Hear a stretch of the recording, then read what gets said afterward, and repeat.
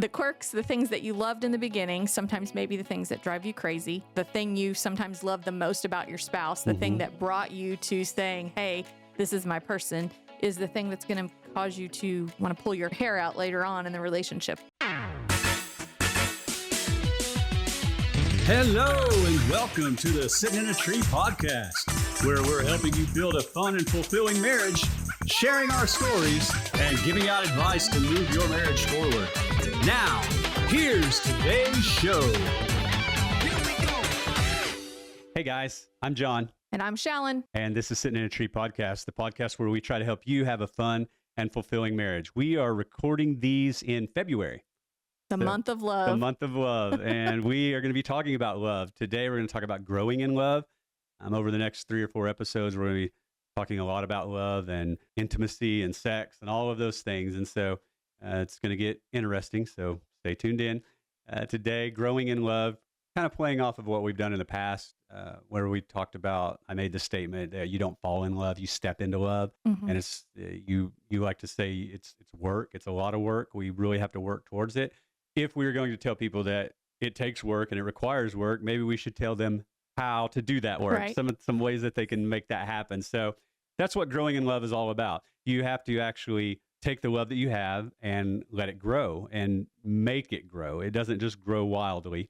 You have to make it grow. You do things, you water it, you feed it, and you make your love grow. Yeah, you nurture it. And I think one of the big things you have to really do is learn to appreciate everything about your spouse. Right. The quirks, the things that you loved in the beginning, sometimes maybe the things that drive you crazy. I've said that before, and it rings true that the thing you sometimes love the most about your spouse, the thing that brought you to saying, hey, this is my person, is the thing that's going to cause you to, want to pull your hair out later on in the relationship. So what we do and what this world and society kind of focuses on is those negatives, like, right. Oh, you should be mad at your spouse because he left the toilet seat up, or he forgot to mow the yard, or whatever, instead of what can we really appreciate about our spouse? What can we really look at and say, I love this person. I'm working at love. I'm nurturing this love. I'm growing in love with this person every day. What are the things that maybe I don't always tell you that I love about you? And really look to find those things you appreciate and not always focus on the negative. Right.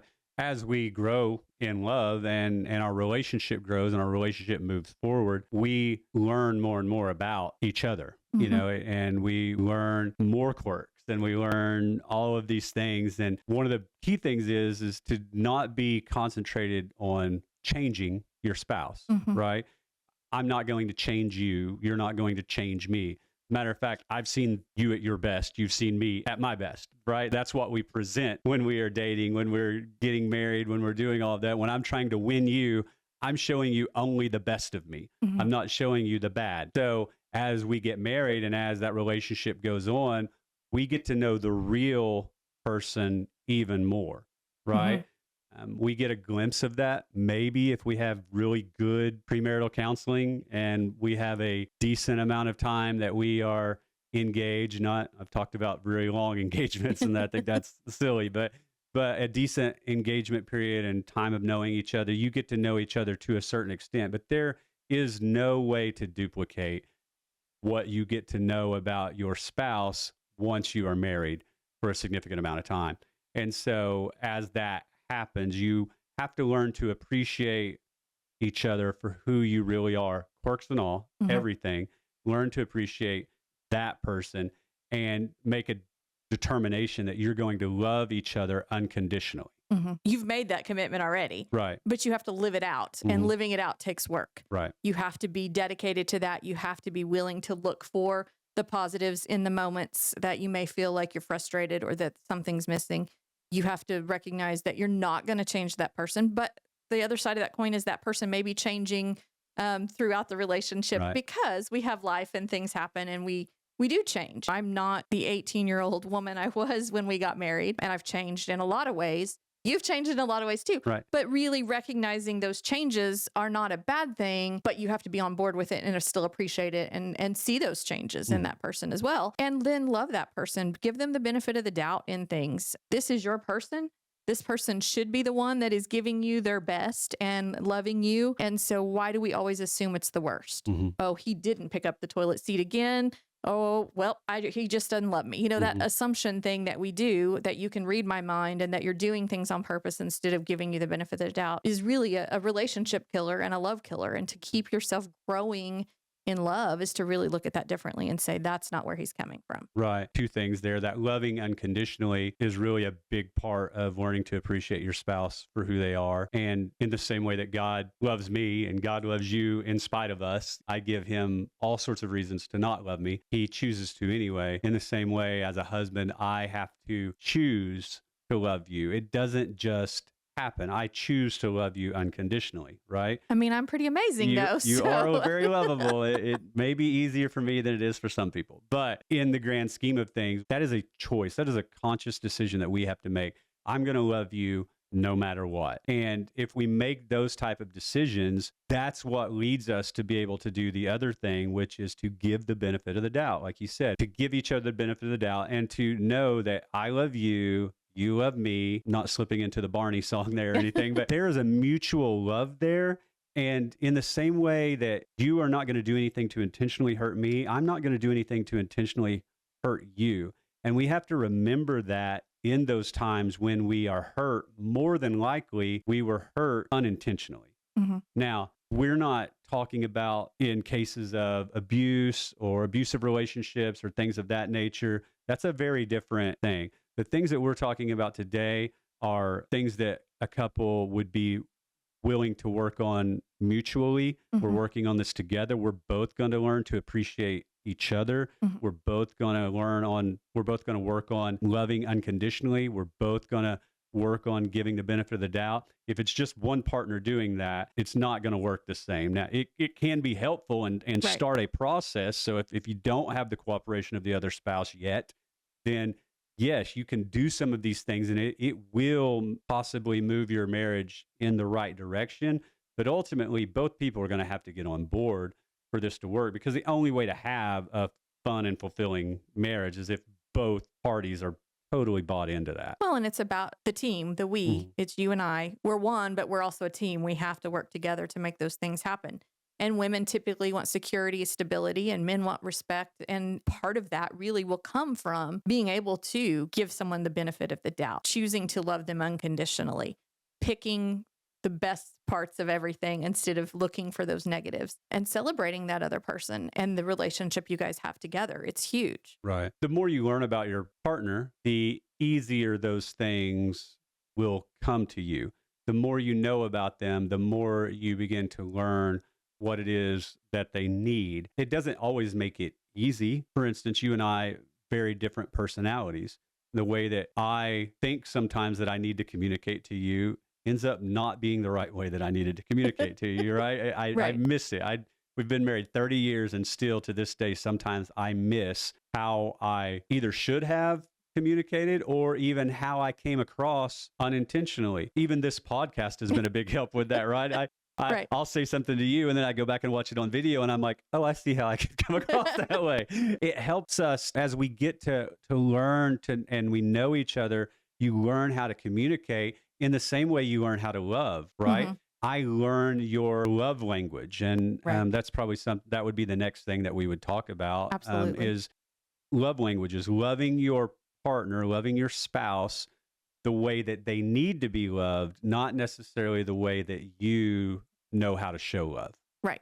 Because what we do is we choose to love the other person typically from what our love language is instead of what their love language is. Right. And so it's very easy for me to love you with my love language, but that may not speak to you. So I could be loving you this whole time, but it's not meeting your needs. And those can change too, depending on where you are in your relationship and your life cycle and those kind of things. But it's so important to talk about your love language. And I talk about, Gary Chapman's 5 love languages is a huge part of what I do, both in therapy with couples and then even where I come from with the idea of loving someone. And we don't always think about it. We assume the other person knows I love them because I'm doing these things, because these were the things I was taught that showed love or that I should be doing as a spouse. And surely then I love you. And you may, but you're not getting what you need to feel love.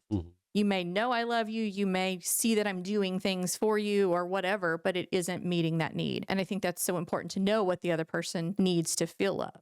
men especially are really bad with feelings and not being able to express those or understand those sometimes even. But there is a difference in knowing that you are loved and feeling like you are loved, right? Those are very different things. I can know that you love me, but if it doesn't feel that way, it's going to make it hard for me to have a fun and fulfilling marriage if I don't feel like I'm being loved. And the difference between the knowing and the feeling are really those love languages, whether or not you are speaking my language or not. And so for those that may be listening or watching that are like, what are they talking about love languages and whatever, it's Gary Chapman. You talked about that already, and we'll put a link to a free quiz you can do to find your love language. Yeah, so we'll put a link to that in our description or comments. But kind of an overview real quick. There are different love languages that they put out that incorporate really how we give and receive love. Right. And so what are those? So the 5 love languages are acts of service, physical touch,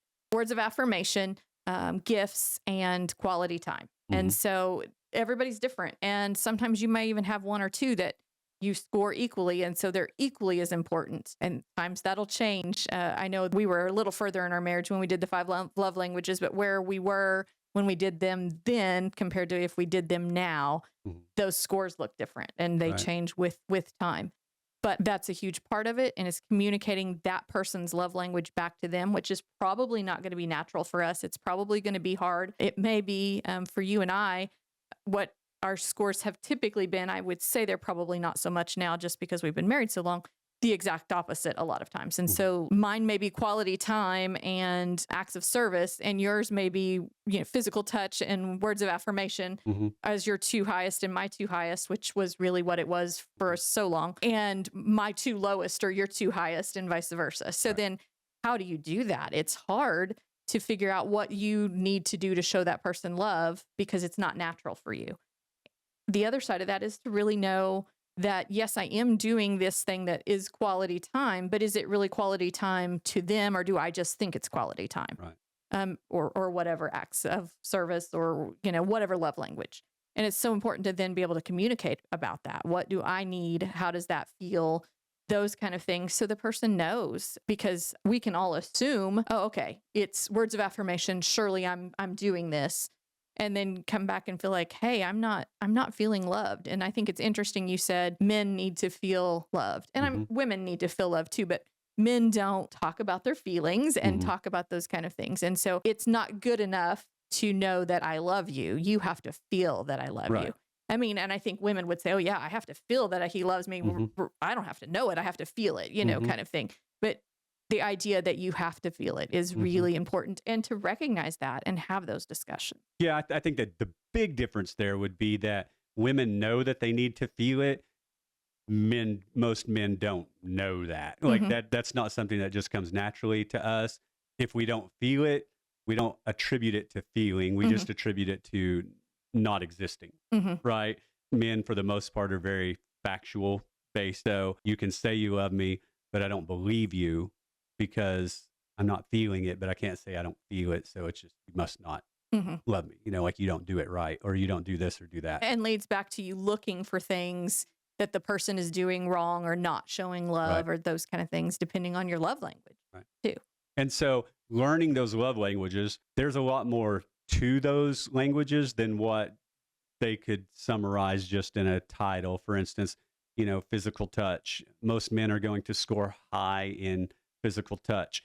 Yes, part of that is sexual, which is what everybody just assumes, and that's what everybody thinks. Oh, guys just want sex, but it's much more than that. It's not just that. It's the holding hands, or a tug on the shirt sleeve as you walk by, or brushing up against, or things of that nature. Not in a sexual way, just in a proximity. Right. Effect. I'm here, and I know you. You need to know I love you. Right. This helps you know I love you. I'm touching his leg right now. You guys can't see that. So it means nothing that I'm doing. But I mean, like, that kind of situation changes that for you in a way. And so then I know that's important. Right. You need to know that I love you and feel love. Right. And you may be physical touch, but that is so much more than sex and what everybody assumes. And men specifically get a horrible rap for that. Right. This just hit me just now, but it's really, it's not just a sex thing. it's really more of a tactile thing because I talked about a while ago, men aren't good with feelings, and so feeling inside, we're not really good at. This feeling we understand, right? Because we're used to, we get hurt, we get injuries, we get cut, we move on, those type of feelings we are used to and are socially acceptable for us to feel those things.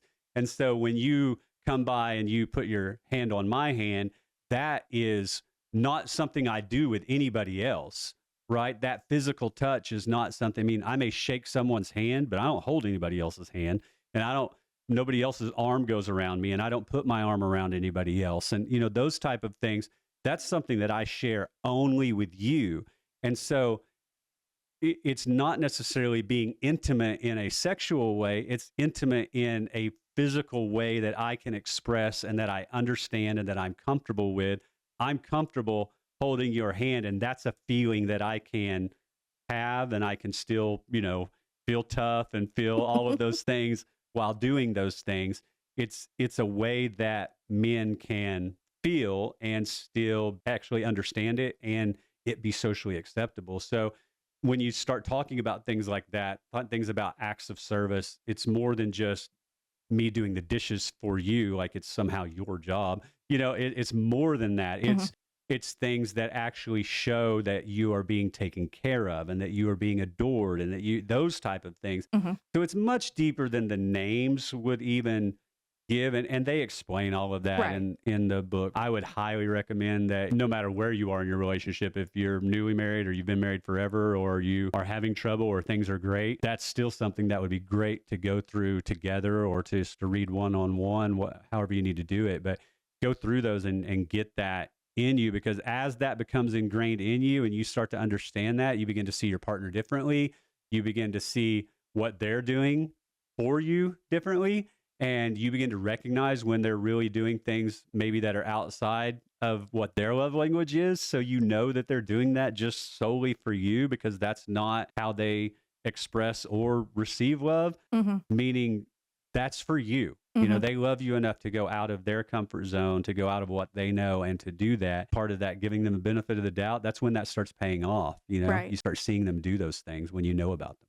Well, and it gives you that opportunity to talk about what you need if it isn't happening or if it's not to the level you guys would like it to be. What do I need? I feel this way.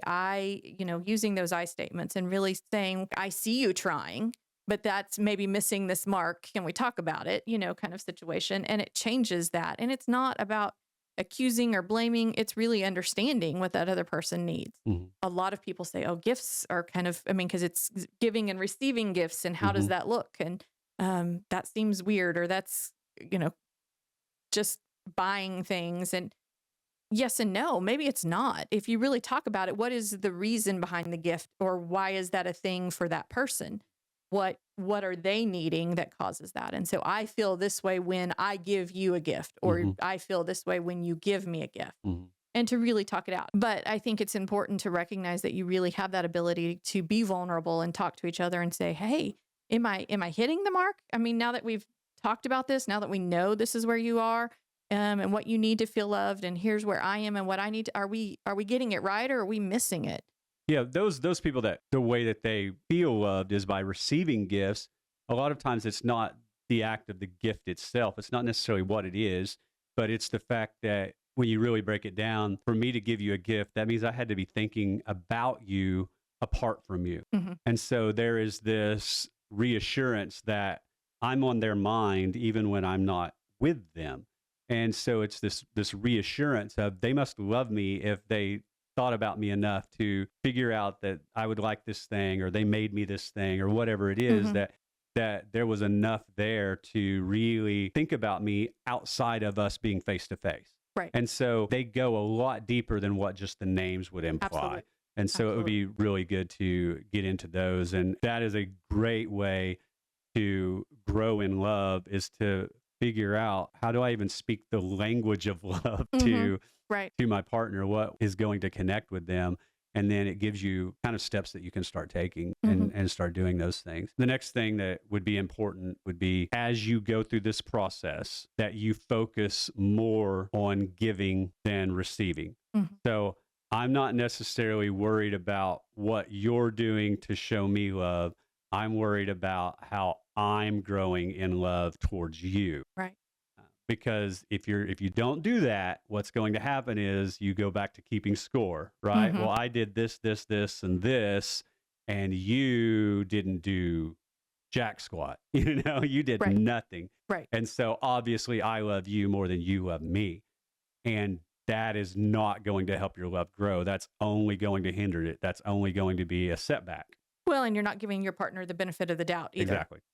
Because what may happen is they turn around and say, well, no, I did this, this, and this. And you're like, oh, well, you did. Mhm. I guess that was quality time or whatever. But I didn't catch it, or I ignored it because it wasn't what I wanted. And so, or what I needed. And so it's so important to make sure that you are giving them the benefit of the doubt. You're appreciating what they're doing and what they're trying to do, and really saying, okay, how do we grow in this?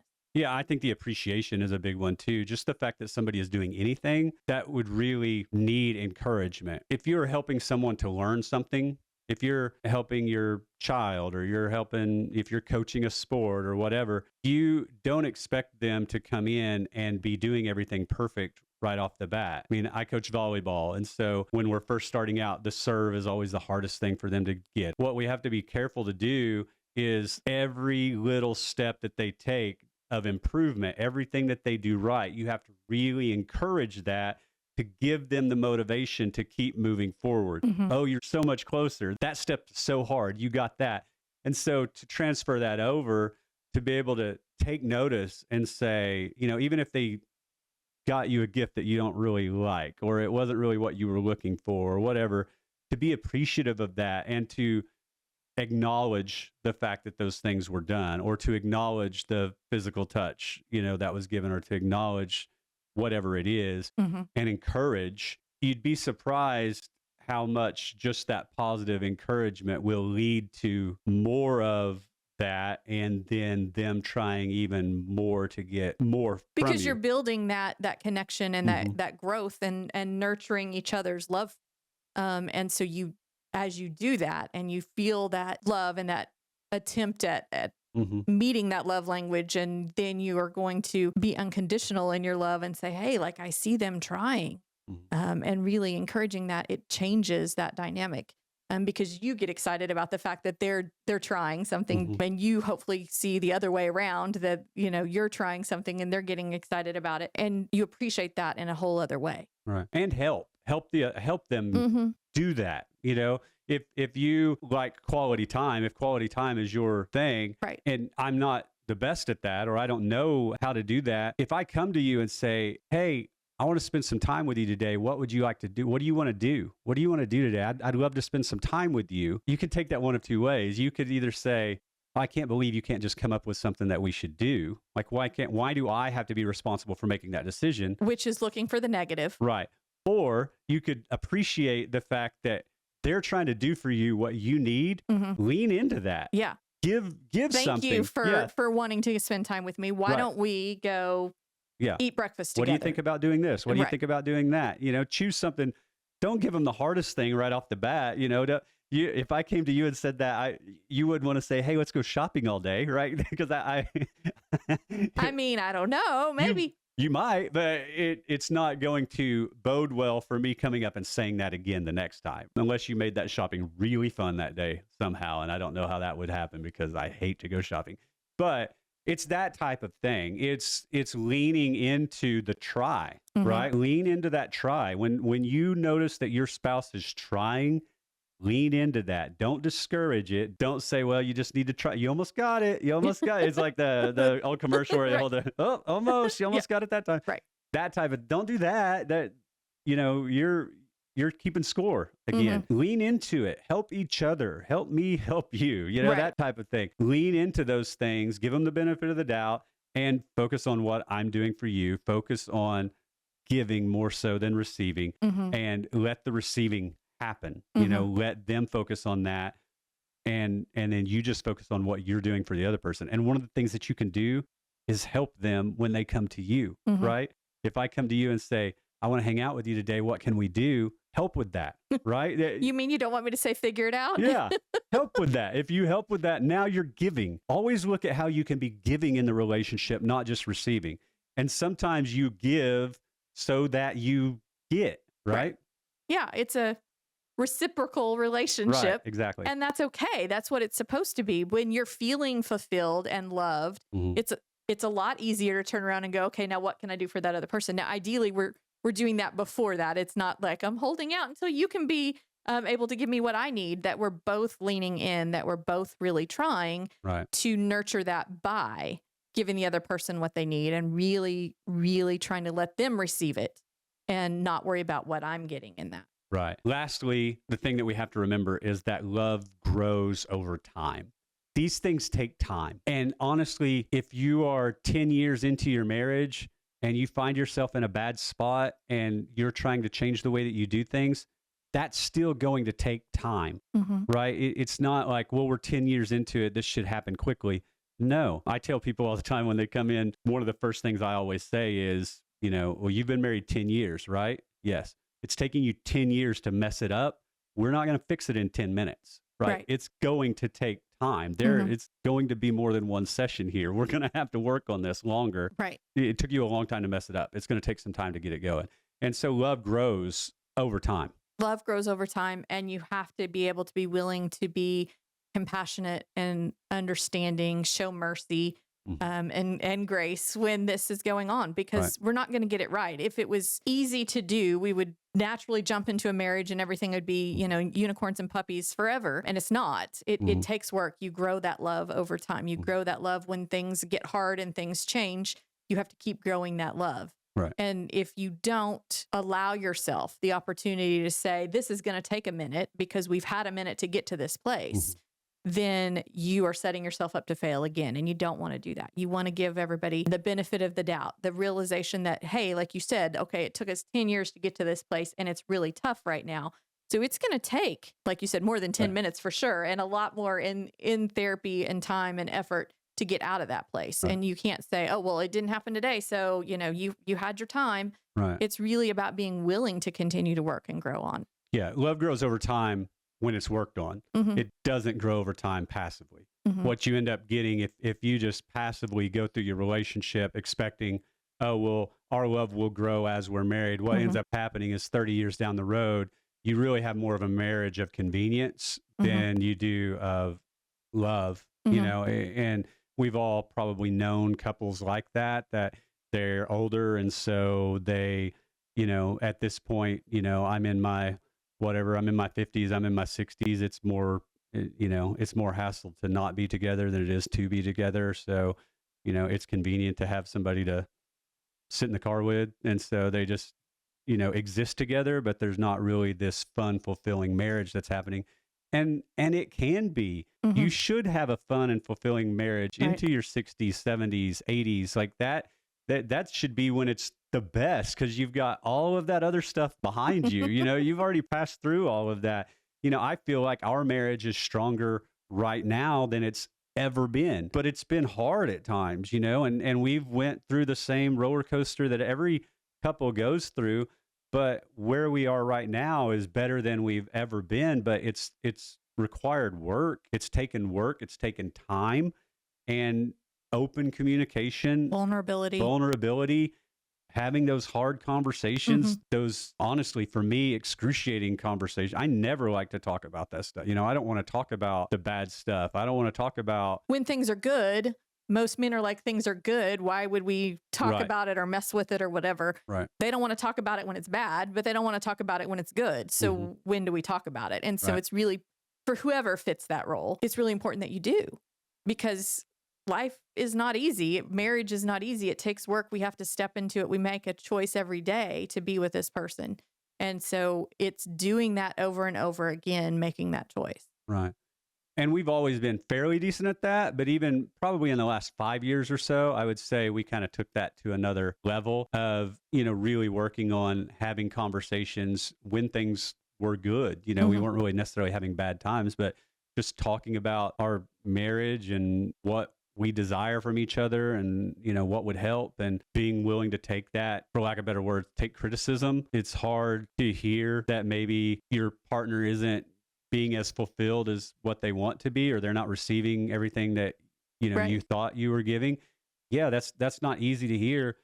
But would you rather them go on feeling that way forever? Or would you rather get past that and then, be in your 40s and 50s and 60s and 70s and 80s, being past all that stuff, and now being happy to spend the day together? And ideally, you guys are listening in your 20s and 30s and are going to Right. do that now instead of later on. Mm-hmm. And it is taking that step back, and it isn't necessarily about me. It's about you. And how do I help you feel loved and fulfilled and happy in this relationship?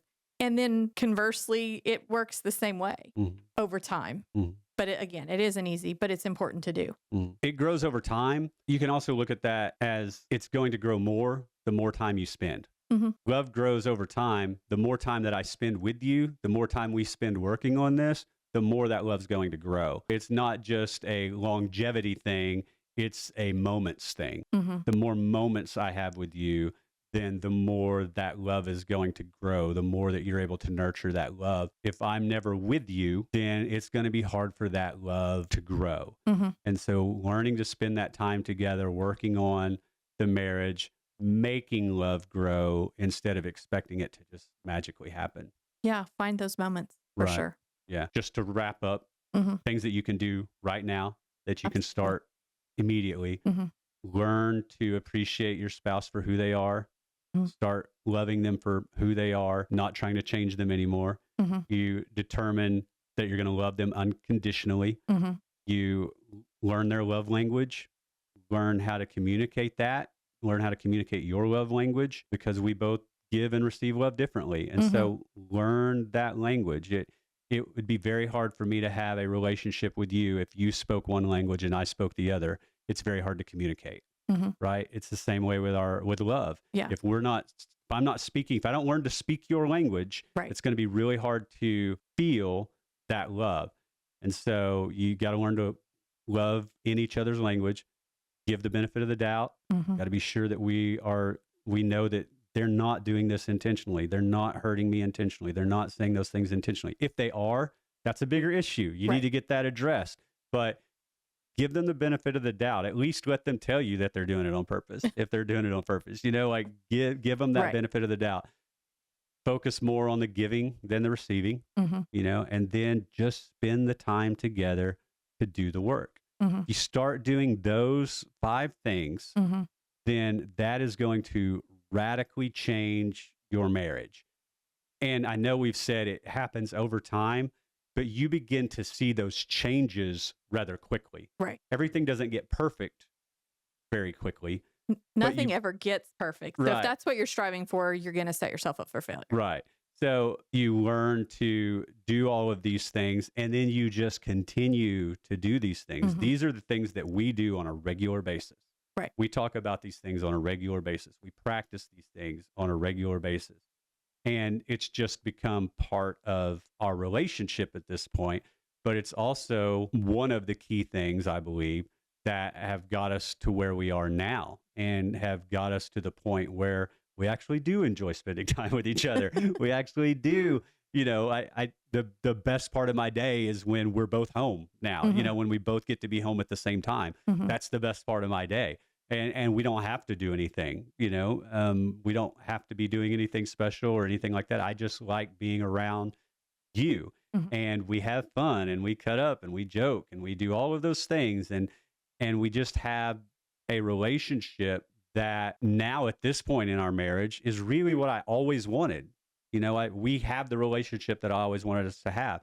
Is it perfect? No. Can it be better? Yes. Am I willing to commit to do that? Yes. Right. We're willing to take those steps, and that's what we're doing. And so we're not asking anybody to take a journey that we're not taking ourselves. Right. So if you are looking to have a more fun and fulfilling marriage, and you're looking to grow in love, do these 5 steps. Start doing that. Start doing them together and working through that. If you need help with that, then reach out to a pastor, reach out to a marriage counselor, get somebody that can help you. Don't just go to Joe Blow off the street or, just any old family member or thing like that. Find somebody that can help you through this process. Absolutely. And I think it's important to surround yourself with couples that are in a happy, fulfilling marriage too. Right. When you see that played out in front of you, that helps you both duplicate it and strive for something. Exactly. So he's John. And she's Shalon. And this is Sitting in a Tree Podcast. Be sure you subscribe, like, share the podcast. We're trying to get this out to as many people as possible. So the more that you share, the more that you like, it gives us the opportunity to do just more and more of this. So we appreciate you guys watching. We'll see you next time. Bye-bye.